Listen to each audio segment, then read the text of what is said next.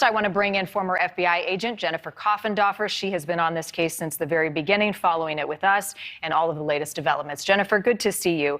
A lot has been made of the fact that Brian Laundrie was able to somehow slip through the cracks with law enforcement nearby. I want to play a part of my interview with the chief of police from Northport, Todd Garrison, on September 16th, when I asked him if they knew where Brian was, and then we'll talk about it. Gabby's family believes Brian knows where Gabby is or what happened to her. Do you believe he has a key to finding Gabby? Absolutely. Like I said, two people went on a trip, one returned. That one that returned is not talking, and he has all the information I believe that we're looking for. Where is Brian tonight? We know where Brian's at, but I'm not going to say what location he's at. Again, that was on September 16th. So, Jennifer, now police are saying they mistook Roberta for Brian. So what are we to believe at this point? Help us read between the lines here. Well, when surveillance is conducted on an individual, there's kind of two formats. One is when you don't care if they know you're following them. And the second is that you run a very loose surveillance where you don't want them to know you're following them. In this instance, I would suggest that they were running a pretty loose surveillance. If you've ever been into the neighborhood of the Laundries, there are particular choke points, and at those choke points is where the police were likely positioned.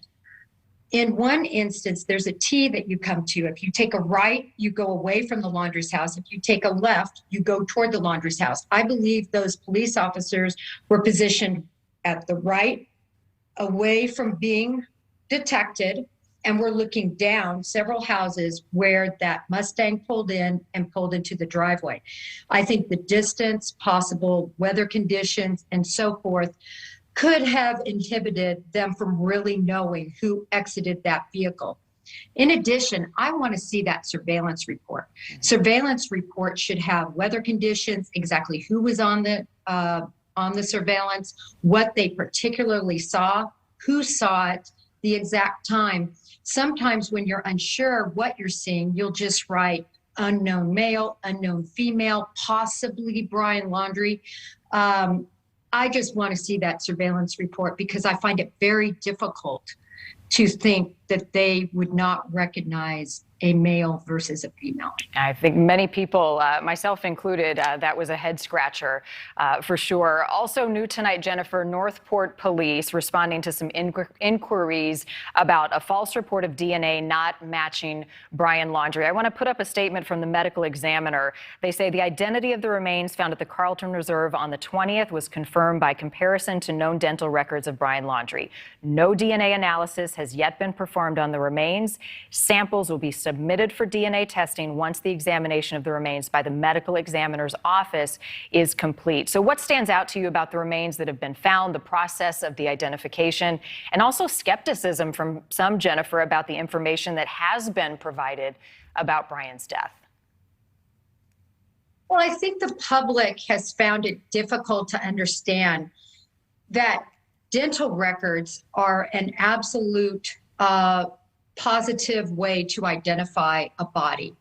And they want to hear that DNA has been used to identify the body. But because there were only skeletal remains discovered, that is going to require an forensic anthropologist to review those bones and to see what they can glean. But make no mistake, the identification has been made unequivocally. They're just trying to determine how he died and when he died specifically. We have learned that the FBI set up some cameras at neighbors' homes around the Laundrie residence, pointed at their house. Do we believe that this will help piece together some missing component of this case that will show their activity, potentially Brian's activity? And would they have shared that with us by now if it uncovered anything? Well, I believe those cameras would not have been put up until the 19th after the body of Gabby Petito was discovered. We have very sophisticated items that we can use technologically to keep people under surveillance, but you have to have probable cause and you have to have different proofs that are required to install these cameras. We can't just be putting cameras and conducting surveillance under citizenry for no reason without substantiation. So my belief is these were probably put up on the 19th or thereafter, and therefore they're not going to provide a lot of answers to our questions. One thing I keep hearing, Jennifer, is now that Brian has been found dead, where does the investigation go from here? Does it drop down on the priority list?